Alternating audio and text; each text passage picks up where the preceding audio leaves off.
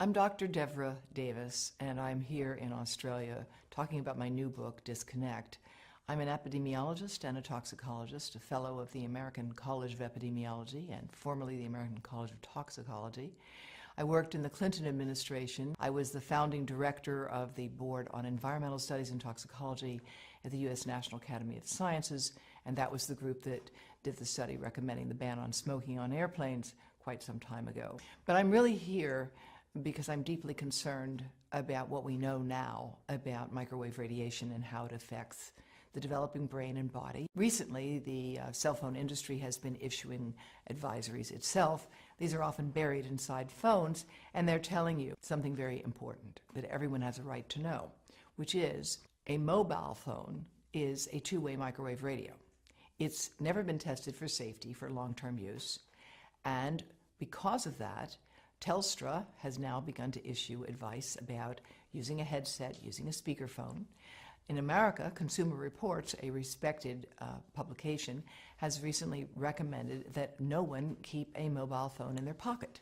And that's because if phones were tested in the pocket, the levels of radiation from those phones would exceed the safety guidelines that are currently operating. Brain cancer actually is more than 200 different types of diseases. 200 different types. And it's a terrible disease. Most people don't survive it. Their lives are shortened by it. What we know about it is that ionizing radiation causes it. And we know that from studies of people who got heavy doses of X-rays for treatment for something and then went on to develop brain cancer 30, 40, or 50 years later. Studies have been done that have looked at what happens to neural stem cells, baby stem cells, brain cells, when you expose them to mobile phone radiation.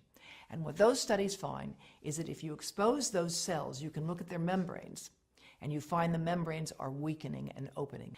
And all of these tests have experimentally indicated that mobile phone radiation can damage human brain cells, and it causes more damage to young human brain cells than to old human brain cells. Because when you put that phone here, your head is the antenna, and half of the radiation from the phone gets into you. That's the modeling work that we've done at Environmental Health Trust, which shows that a young brain will absorb the radiation almost all the way through the eye of a 3-year-old, and even an adult 34-year-old, it will still get into this part. And we are seeing effects of many different sorts as a consequence of this.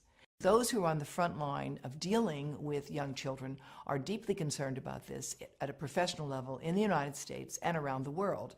In Israel, as well as France, as well as Belgium and Taiwan, there's an active government program to discourage the use of mobile devices by young children. There's a growing literature showing that prenatal exposure to mobile phone radiation causes serious defects in the offspring. Smaller brains, more brain damage, smaller livers, more liver damage, damage to skin cells as well. There are good reasons for concern about the long-term and short-term effects of mobile phone radiation, particularly on children, but especially on sperm.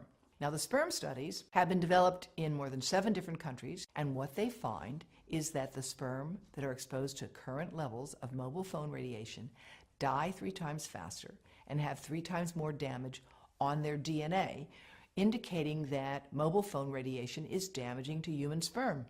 More than 100 scientists have joined with me and with the chief of obstetrics and gynecology at Yale University Medical School. We have put together the Baby Safe Project, and they are handing out information to every pregnant woman that walks into Yale New Haven Medical Center, $4,500 a year, telling them how and why they need to avoid exposing the pregnant abdomen to mobile phone radiation. The breast cancer story in mobile phones is complex, as breast cancer is a complicated disease. Most of the women who get breast cancer are age 50 and older. However, growing numbers of young women are developing this disease who don't have any of the inherited risk factors for it at all, who have no family history of it, but they have one thing in common. They have all stored a mobile phone right in their bra. And in several cases, the tumors have developed right under the antenna of the phones. No phones are tested for little kids, for babies playing in their bouncy chair, for toddlers sitting in front of an iPad on an iPotty, for pregnant women holding these things over their bodies. There are no tests of radiation absorption. That's why we at Environmental Health Trust are doing that modeling now, and we would like to work, of course, with industry to further validate our models.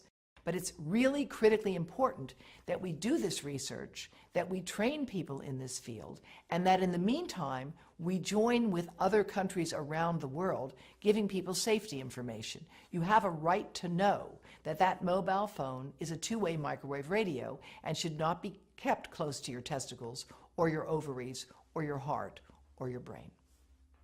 And where we are with this issue today is where we were with cars and seatbelts.